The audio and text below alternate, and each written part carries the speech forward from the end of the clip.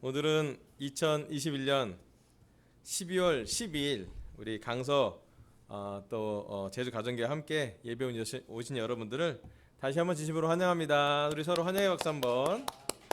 다음에 집에 있는 분들도 또 각 처소에서 혼자서 예배 드리는 분들도 환영한다고 하나님이 꼭 여러분을 껴안고 싶고 하이파이브 하고 싶고 정말 이렇게 하나님이 여러분을 특별한 마음으로 환영한다는 것을 나누고 싶습니다.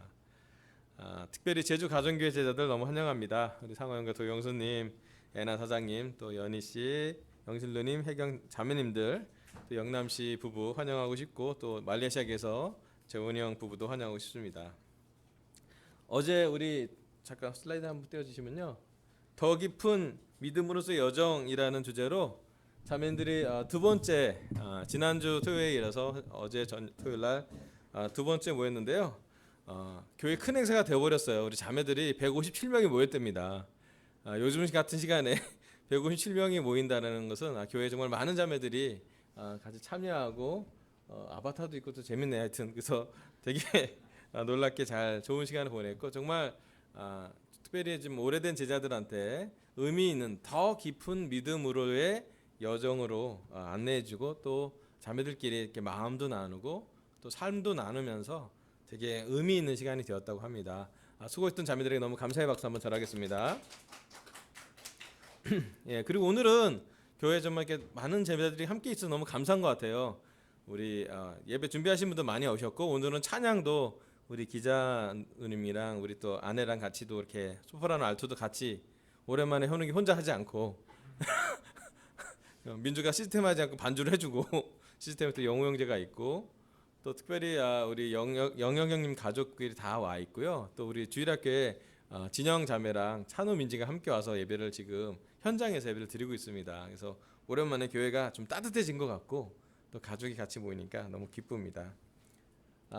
오늘 말씀은요, 로마서 강의 29번째로요, 산 재물과 믿음의 분량이라는 주제로 말씀을 준비했습니다. 지난주에는 28번째로 바울의 갈등과 하나님의 선택에 대해서 말씀을 나눴습니다. 바울이 갈등하고 있습니다. 또 마음으로 믿고 입으로 고백합시다라는 주제로 말씀을 전했고요. 오늘은 로마서 강의 29번째, 다음 주면 30번째고 이제 마무리됩니다. 그 다음 주는 이제 성탄 예배이기 때문에 성탄 예배는 우리 한국의 전체 함께 연한 예배 드릴 거고요. 아마 잠실에서 진행할 것 같고 저하고 강동진 목사님이 설교 담당을 하기로 했습니다. 그래서 기도해 주세요. 성탄 예배 때 저희가 설교를 영적으로 또 감동적으로 할 수 있도록 기도해 주면 참 좋겠습니다. 오늘 말씀은 이제 산 재물과 믿음의 분량이라는 주제로 말씀을 전했고요. 성경 본문을 보도록 하겠습니다. 로마서 12장 1절부터 3절, 이게 올해 1년 주제였기 때문에 같이 한번 입을 모아서 봉독해 보면서 말씀을 같이 읽었으면 좋겠습니다. 로마서 12장 1절, 형제 자매 여러분, 시작. 형제 자매 여러분, 그러므로 나는 하나님의 자비하심을 힘입어 여러분에게 권합니다. 여러분의 몸을 하나님께서 기뻐하실 거룩한 산 제물로 드리십시오. 이것이 여러분이 드릴 합당한 예배입니다. 여러분은 이 시대의 풍조를 본받지 말고 마음을 새롭게 함으로 변화를 받아서 하나님의 선하시고 기뻐하시고 완전한 뜻이 무엇인지를 분별하도록 하십시오. 나는 내가 받은 은혜를 힘입어서 여러분 각 사람에게 말합니다. 여러분은 스스로 마땅히 생각해야 하는 것 이상으로 생각하지 말고 하나님께서 각 사람에게 나누어 주신 믿음의 분량대로 분수에 맞게 생각하십시오. 아멘. 여기 로마서 12장 1절부터 3절은 올 한 해 우리 교회의 주제에 연결된 한국교회 전체 주제와 연결된 구절이기도 합니다.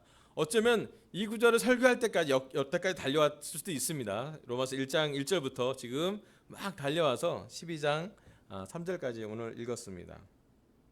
여기 사도 바울은요, 형제 자매 여러분, 그러므로라는 단어를 씁니다. 그러므로는 이게 연결되는 접속사잖아요. 로마서 1장부터 11장까지를 다 포함해서 하나님이 우리를 의롭다 하고 하셨으니 또 하나님은 이방인이라고 생각하는 우리를 유대인의 질투를 불일으켜서라도 우리를 선택하셨으니 그러므로 우리는 앞으로는 이렇게 사십시오 라고 12장부터 16장까지 의로운 하나님의 백성이 어떻게 살아가야 하는지에 대해서 사도 바울은 적어놓고 있습니다. 그리고 이 말씀은 우리의 삶에 실천해 볼 수 있는 좋은 말씀이에요. 그래서 로마서 12장부터 16장까지 읽으면요, 조금 실천적으로 돼요. 어떻게 사십시오, 용서하십시오, 사랑하십시오, 구체적으로 사랑은 순수해야 됩니다. 여러 가지 말들이 좀 이렇게 이해하기가 쉬워요. 왜냐하면 실천해야 되기 때문에. 그래서 사실은 12장부터 16장까지는 좀 실천편이라고 말할 수 있겠습니다. 이제 2021년 12월은 올해를 마무리하는 시간이죠. 특별히 2주 후면은 성탄절이 다가오는 2주 전 성탄의 시간입니다. 올 한 해 우리는 변화라는 주제를 갖고 한 해를 달려왔고요. 또 특별히 여기 성경 구절에 나온 것처럼 마음의 변화를 받는 것을 계속 훈련하고 있었습니다. 이제 우리 마음속에 변화된 사람들은 어떻게 살아야 하는지에 대해서 구체적으로 실천할 수 있는 두 가지 포인트에 대해서 오늘 좀 나누려고 합니다. 첫 번째 포인트는요, 여기 나온 구절인데요, 여러분의 몸을 하나님께서 기뻐하실 거룩한 산 제물로 드리십시오 라고 합니다. 사도 바울은 우리의 몸을 하나님이 기뻐하실 만한 산 제물로 드리기를, 또 그것이 우리가 드려야 될 합당한 예배임을 말씀하고 있습니다. 은혜로 구원받은 사람들이 드려야 될 합당한 예배는 우리의 몸을 하나님이 기뻐하실 만한 거룩한 산 제물로 드리는 거예요. 근데 좀 어렵죠. 하나님이 기뻐하실 거룩한 산 제물이라는 단어는 우리에게 이렇게 친숙한 단어가 아닐 수도 있습니다. 근데 시작부터 얘기하면 구절을 볼게요. 사도 바울이 어디에 힘입어서 얘기하냐면 하나님의 자비하심에 힘입어. 또 3절에 보면 나는 내가 받은 은혜를 힘입어서 권한다고 얘기해요. 사도 바울이 얘기하는 권함은 어떻게 살라고 할 때 그 동기, 그 뿌리가 무엇이냐면 하나님의 자비하심, 하나님의 은혜에 대해서 그 동기를 잡고 있습니다. 제가 지난주 우리 친명 때 말씀하실 때 두려워하지 말라, 기억해라, 이제 두 가지 포인트로 말씀을 했는데요. 두려움에 대해서 사실은 신약과 구약이 끊임없이 반복되고 있습니다. 근데 되게 재미난 조사가 하나 있는데 그게 뭐냐면 두려움으로 하는 순종의 한계에 대해서 팀 켈러라는 목사님이 이렇게 기록해 놨어요. 두려움으로 하는 순종의 한계. 두려움으로 하는 순종에는 은혜에 감사하는 긍정적인 요소보다 심판을 두려워하는 부정적인 요소가 더 많다. 두려움이 우리를 순종하게 만드는 가장 중요한 동기라면 그 결과는 이 세 가지와 비슷할 거라고 얘기를 합니다. 첫 번째, 두려움이 우리를 순종하게 되는 동기는 이렇게 됩니다.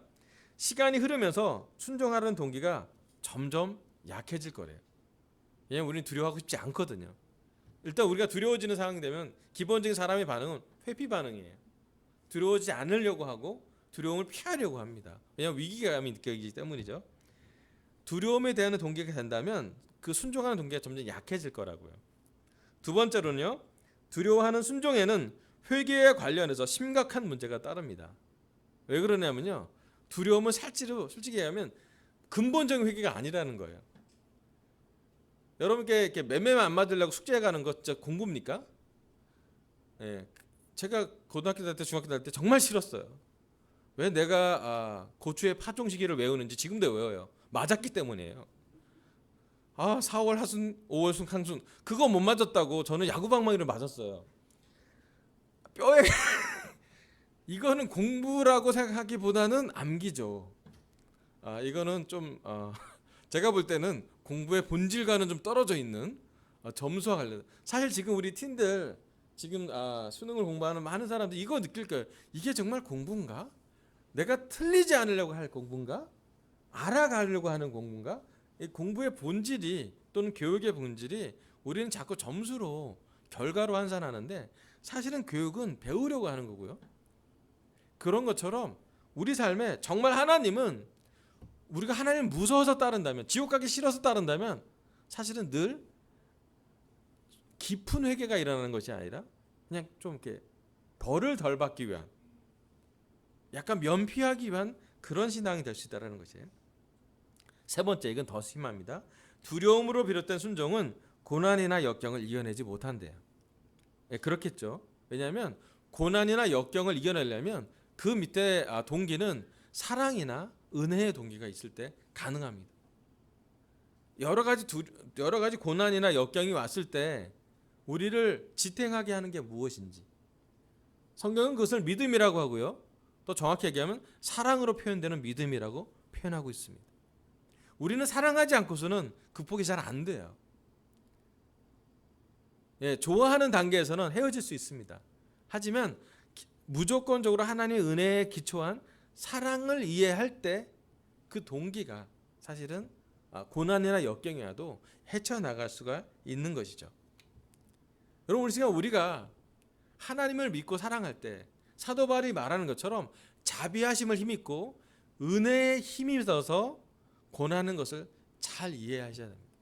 뭐 해야 한다고, 어떻게 살아야 한다고 행동 강령을 이야기하기 전에 먼저 얘기할 것이 뭐냐면 동기가 충분한지, 내가 하나님의 자비하심과 하나님의 은혜로우심을 힘입고 있는지를 먼저 살펴야 될 것이라고 생각이 됩니다.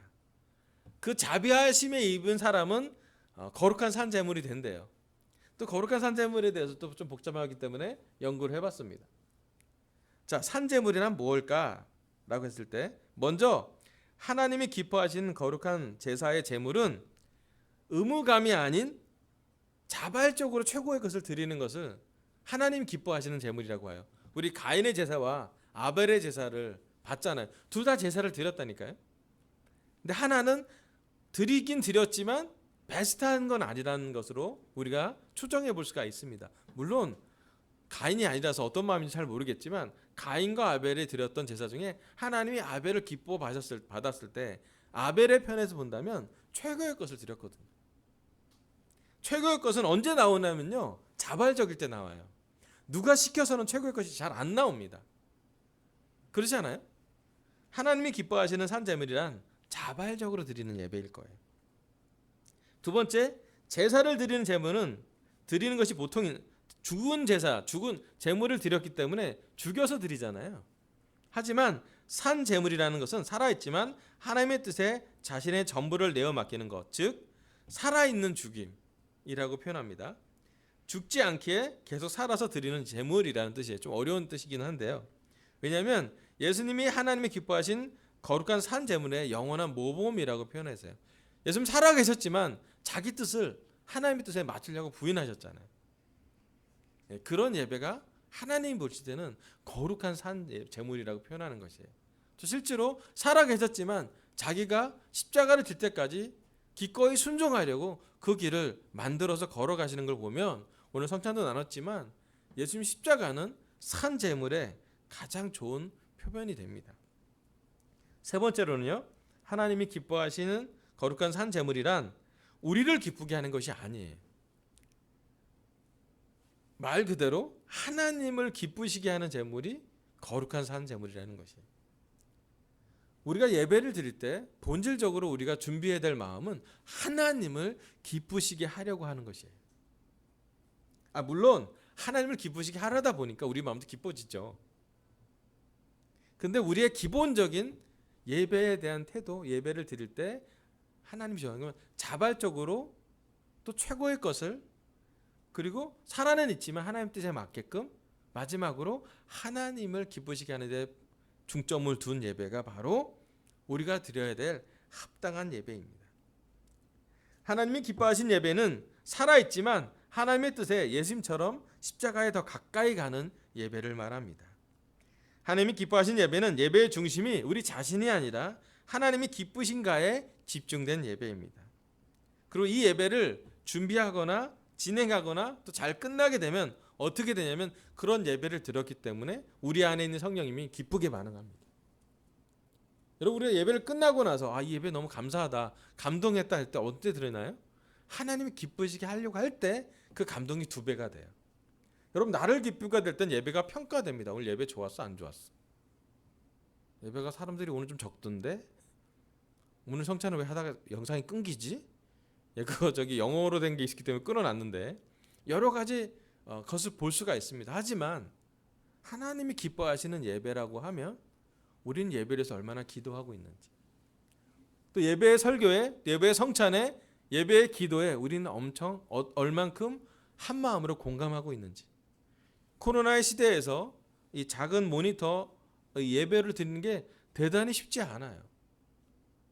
집중되는 것도 한계가 있고 자꾸 이렇게 분산이 되고요. 예배당에 와서 함께 예배를 드리면 소리를 함께 모아서 예배 드리면 그래도 좀 집중이 되는데요. 각 방에서 예배를 드리는 게 쉽지 않은 그런 상황입니다. 그럼에도 불구하고 하나님은 얘기합니다. 이 산에서 저 산에 예배 드릴 때가 아니라 영과 진리를 드리는 사람이 참 예배를 드린다고요. 여러분, 이 시간 우리가 하나님이 기뻐하실 거룩한 산 제물이 될 것을 묵상해 보길 바랍니다. 거룩한 그 산 제물은 살아있기 때문에 어느 한 시점의 예배가 아니라 지속되는 예배를 얘기하고 있고요. 일주일에 한 번 드리는 주일날 예배도 너무 중요하지만요. 여러분 매일매일의 삶에서 기도할 때, 또 말씀을 펼칠 때, 영적으로 하나님과 연결될 때 우리가 어떠한 영적인 제물이 되는지를 한번 생각해 보면 좋겠습니다. 한 가지 확실한 것은 하나님 우리를 기뻐하세요. 우리가 좀 못났다고 해도, 못 드렸다고 해도 하나님 기뻐하실 거예요. 하지만 우리의 마음은 기쁘게 최선으로 자발적으로 하나님께 드릴 때 이것이야말로 하나님이 기뻐요. 왜냐하면 역으로 보면 하나님이 우리를 최고의 것으로 주시고요, 최고의 마음을 주고요, 누가 시켜서가 아니라 하나님이 정말 기쁘게 모든 것을 내어줬고, 예수님도 물론 인간이기 때문에 죽기까지 순종하는 게 쉽지 않았지만 그래도 우리를 사랑해서 아끼고 싶어서, 사랑이 동기, 두려움이 동기가 아니라 아끼고 사랑하고 불쌍히 여김이 동기이기 때문에 어떠한 십자가라도 그 대가를 계산한 것을 볼 수가 있습니다. 우리도 예수님을 따라서 하나님이 기뻐하실 거룩한 산 제물이 됐으면 좋겠습니다. 아멘. 두 번째 말씀은요, 로마서 12장 3절입니다. 제가 한번 읽어볼게요. 나는 내가 받은 은혜를 힘입어서 여러분 각 사람에게 말합니다. 여러분은 스스로 마땅히 생각해야 하는 것 이상으로 생각하지 말고 하나님께서 각 사람에게 나누어 주신 믿음의 분량대로 분수에 맞게 생각하십시오. 아멘. 예, 로마서 1장 읽었고요. 또 3장을 포인트로 설교합니다. 2장 우리가 1년 내내 봤기 때문에 그래요. 3절에 보면 똑같이 얘기합니다. 하나님의 은혜, 내가 받은 은혜를 힘입어서 또 얘기합니다. 은혜를 받은 사람은 또 이렇게 얘기를 해요. 뭘 얘기하냐면요, 여러분 스스로 마땅히 생각하는 것 이상으로 생각하지 말래요.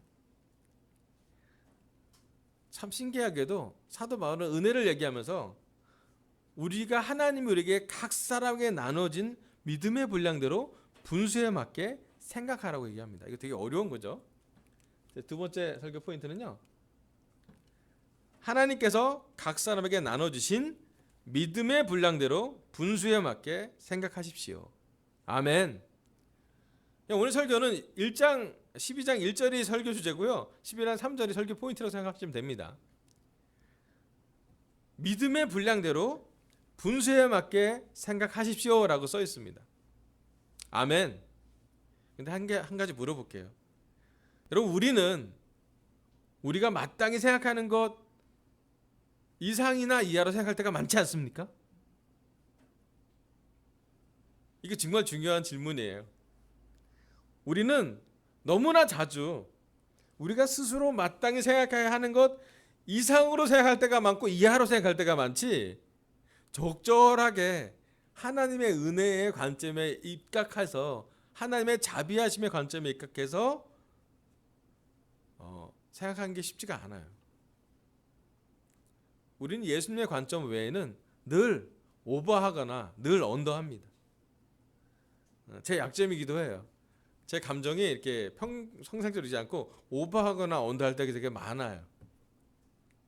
그렇지 않습니까? 우리의 감정도 봐도, 우리의 은혜를 봐도, 우리의 하루 생활을 봐도 우리는 잠깐 기쁘고 많이 다운돼 있잖아요. 요즘 또 코로나 때문이고 또 여러 상황 때문에 보면 날씨도 춥고 또 한 해를 돌이켜 보면서 나한테 무슨 일 있었나? 라고 생각해 볼 때 사실은 너무나 자주 우리는 오버하거나 언더할 때가 많습니다. 그때 하나님 우리에게 얘기해요. 우리가 마땅히 생각할 그것이 무엇인지 한번 생각해 보라고. 여기 이제 믿음의 분량이라는 단어가 메트론이라는 단어인데 이게 뭐냐면 도량형 척도 분량이에요. 그게 뭐냐면 기준이에요. 기준. 어느 양이 분량이 얼마나 많으냐면 제일 중요한 건 0점이 어디냐가 중요하잖아요. 0을 기준으로 오르면 플러스고 0을 기준으로 낮으면 마이너스고 0을 기준으로 옆으로 크면 플러스 숫자가 되고 마이너스 크면 마이너스 큰 수가 되잖아요. 예. 이때 해석을 보면요. 너희 모두에게는 십자가에 못 박히신 그리스도로 인한 구원의 믿음이 주어졌다. 바로 그것으로 너희 자신을 평가해야 한다고 합니다. 우리의 기준은 상대적인 기준. 저 사람보다 나보다 더 좋아. 이게 아니라 절대적인 것. 즉 예수님이 우리의 기준이라는 것이에요. 우리가 스스로 마땅히 생각해야 될 것의 첫 번째는 예수님이 살았던 것. 예수님이 했던 말. 예수님이 했던 마음의 동기가 우리 삶의 기준이라는 것이에요. 그래서 우리가 어떻게 우리 자신을 봐야 되냐면 첫 번째 분량은 우리가 믿는 복음이에요. 우리는 정말 복음을 믿고 있나? 예수님 십자가에 돌아가시고 나서 그렇게 우리가 하나님과 연결시키려고 노력하셨는데 정말 그 복음으로 우리를 바라보고 있는지. 예, 복음에는 두 가지 사실이 존재합니다. 하나는 우리가 죄인이라는 것이고요. 하나는 우리가 용서받았다는 것이에요.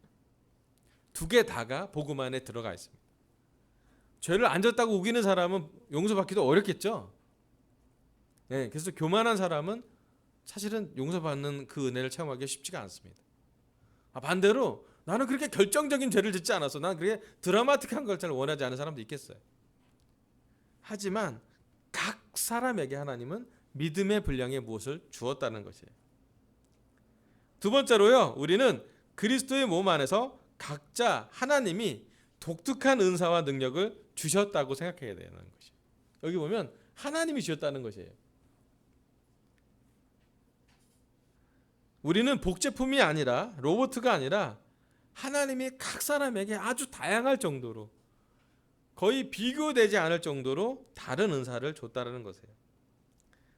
하나님이 우리 강석의 제자들 또 제주 가정의 제자들 한 사람 한 사람을 볼 때 정말 다양한 능력, 다양한 재능, 다양한 달란트, 다양한 은사를 주셨다고 저는 느껴집니다. 하나님이 우리에게 주신 것이 무엇인지 한번 살펴본다면 높게 보지도 반대로 너무 낮게 보지도 않고 하나님이 우리에게 주신 분수의 포인트가 뭘까? 하나님이 주지 않는 걸 내놓으라고 하지 않을 텐데 우리에게 주신 것이 무엇인지를 한번 보게 되면 좋겠습니다. 강서교회 예배를 준비하면서 저는 올 한 해 하나님 주신 우리 교회 제자들이 가져간 헌신을 보게 됩니다. 네, 찬양하기 위해서 우리 강현우 형제, 재욱 형제, 기자 누님, 또 은영 자매, 우리 아내까지 찬양을 정말 열심히 하려고 노력했던 것 같아요. 민주가 반주를 하고 또 시스템을 도와주는 걸 볼 때 참 하나님을 찬양할 수밖에 없는 것 같습니다. 우리 영우 형제 때문에 우리가 또 이렇게 방송을 보면서 예배를 드리고 시스템을 하잖아요. 우리 또 지금도 주일학교 있는데 우리 올 한 해 주일학교 성긴 자매들 되게 많아요. 진영 자매, 미희 씨, 신숙 씨, 혜영 씨, 또 기자님, 또 여러 사람들이 다 결혼부 자매들이 돌아가면서 지금 주일학교를 하고 있습니다. 건물 유지 및 소동은 우리 영우 형님이 천사처럼 아무도 모르게 하는데 많이 어떨 때는 작업도 하시고 또 소독도 해주신 걸 너무 감사합니다. 교회 현수막을 만들 때마다 진기가 수고하신 거 감사하고요. 또 우리 강서 섬김이들 모두에게 너무 감사하고 싶습니다. 또 가장 큰 감사는 우리가 예배를 준비할 때마다 제주 가정교회도 또 서울에 있는 강서교회 각 그룹별로 정말 이렇게 인원이 부족하면서도 최선을 다해서 우리가 예배를 준비한 것을 저는 기억합니다. 또 우리 예배를 준비할 수 있도록 우리 현욱 형제가 주일 예배를 또 현숙 형제가 주중 예배를 준비해 주면서 정말 이렇게 최선을 다한 것을 느낍니다. 그 감사해요. 여러분이 가진 시간과 은사와 섬기는 역할을 덕분에 우리 예배는 1년 동안 이렇게 진행되어 왔습니다. 그렇다면 올해를 이제 마지막이니까 내년을 생각하면서 우리는 어떻게 하나님의 은사를 잘 사용하면 좋을지 구절을 하나 보도록 하겠습니다. 로마서 12장 4절에서 8절입니다. 로마서 12장 4절 제가 읽어볼게요.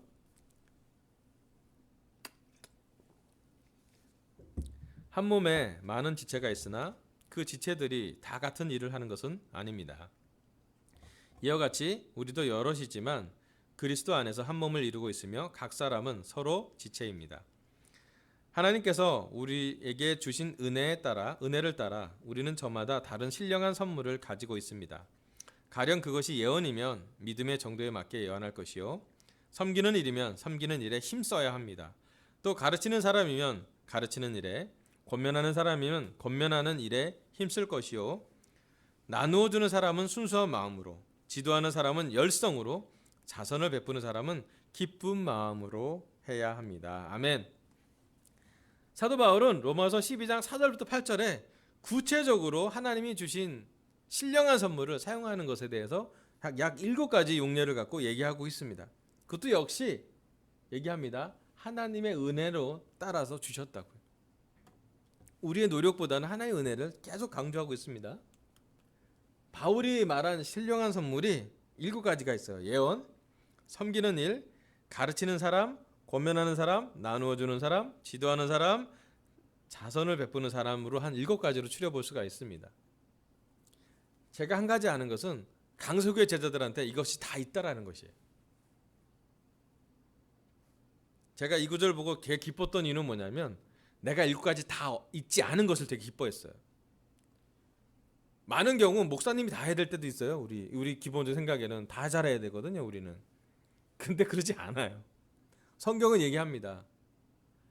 우리가 각 사람별로 하나님이 주신 신령한 선물들이 있다라고요. 없는 게 아니라 있어요. 여러분, 내년에 저는 이 신령한 선물이 강서교회와 제주 가정교회에 사용되어지기를 기도하고 있습니다. 일부만 쓰는 것이 아니라 사실은 다 썼으면 좋겠어요. 왜 그러냐면요, 하나님의 은혜로 주는 신령한 선물은 다 쓰면 더 주시거든요. 예, 다 쓰면 5달란트 10달란트 쓴 사람은 다 쓰면 2배를 더 받아왔고요, 더 주세요. 성경적인 원리는 그렇습니다. 다 써서 난 소진됐어가 아니라 다 쓰고 나니까 더 받았구나.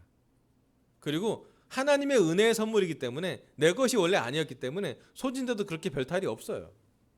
그렇게 부작용이 많지 않습니다. 여러분, 우리 이 설교를 듣는 우리 강서교회 제자들, 또 제주 가정교회 제자들, 그리고 모든 사람은 한번 깊게 생각해 보십시오. 내가 이 7가지 중에 어느 은사를 좀 받은 것 같은지. 예언, 섬기는 일, 가르치는 것, 권면하는 것, 나누어 주는 것, 지도하는 것, 자선을 베푸는 것. 여러분 마음 안에 뭔가가 이렇게 딱 눌러질 거예요. 뭔진 모르겠어요. 제가 여러분을 다 알지 않으니까. 한 가지 저한테 눌려진 건, 저는 지도하는 사람이니까 지도하는 사람은 열정으로 해야겠다. 내년에 좀 열정을 가져야겠다. 이렇게 되는 거죠. 근데 여러분 안에 하나님이 뭔가 신령한 선물을 주었다는 것을 기억하십시오. 그리고 저는 이 신령한 선물을 코로나든 어려운 상황이 있지만 발현되기를 바랍니다. 왜냐하면 하나님이 주셨으니까 제발 그 한문화 또는 한 달란트 받은 사람처럼 땅에 묻지 말고, 여러분의 감정에 묻지 말고, 여러분의 가정에 묻지 말고, 여러분 관계에 묻지 말고 좀 펴서 하나님이 기뻐하시는 교회를 만들 때 하나님의 은혜의 선물이기 때문에 사용되어지기를 바랍니다. 특별히 이것은 한 번에 아니라 묵상을 하고, 특별히 부부라면 남편과 아내가 서로 나눴으면 좋겠고요. 난 이런 은사가 있는 것 같아. 난 이런 선물을 받은 것 같아. 그리고 그 선물을 받았는데 모른다면 남편과 아내가 좀 찍어서, 당신 이런 선물이 있는데 잘 안 쓰시는 것 같아 라고 얘기해도 괜찮을 것 같아요. 만약에 남편과 아니고 우리 싱글과 또 우리 현숙한 아내라면 주위에 가까운 여러분과 좀 오랫동안 대화를 할 수 있는 사람한테 얘기하세요. 나한테 어떤 은사가 있는 것 같아? 난 이런 게 있는 것 같아. 그렇다면 내년에 내가 이 은사를 어떻게 사용하면 좋을지 한번 묵상해 보는 것이에요. 솔직히 말씀드리면, 제가 참고로 목사로서 저는 7개 모두를 다 잘하지는 못하다는 생각이 저한테 있어요. 하지만 어느 거 하나라도 하나님이 놓쳐서는 안 되기 때문에 여러분이 필요하다는 생각도 같이 하고 있습니다. 그래서 우리가 이렇게 함께 예배드릴 때 은혜로운 예배가 되고, 이렇게 함께 예배드릴 때 하나님이 정말 기쁘시게 하는 예배가 될 거라고 생각합니다. 여러분, 우리가 하나님이 우리에게 주었던 신령한 선물이 무엇인지 묵상하고 서로 그것을 나눌 수 있도록, 또 예배에 그것을 나눌 수 있기로 결정하면 좋겠습니다.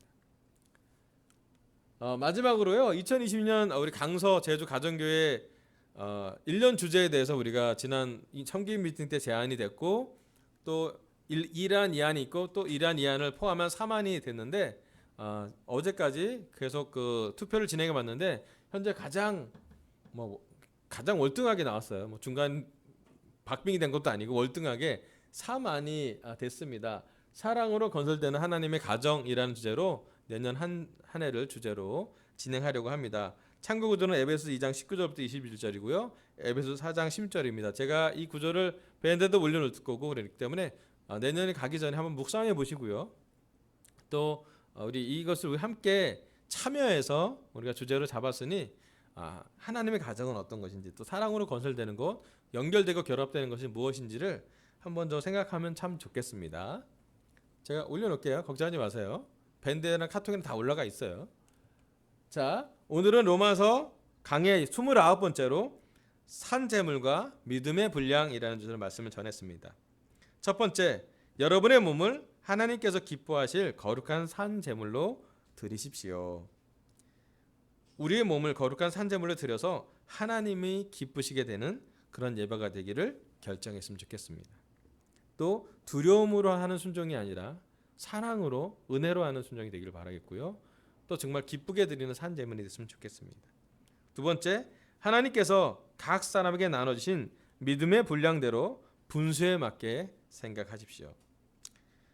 하나님 우리에게 어떤 믿음의 분량을 주었는지 또 플러스 하나님 우리에게 주신 신령한 선물이 무엇인지를 묵상하고 내년 한 해 동안 그것이 이 교회에 또 하나님이 기뻐하시는 곳에 잘 쓰여질 수 있도록 발현되기를 간절히 바라면서 설교를 마치겠습니다. 감사합니다.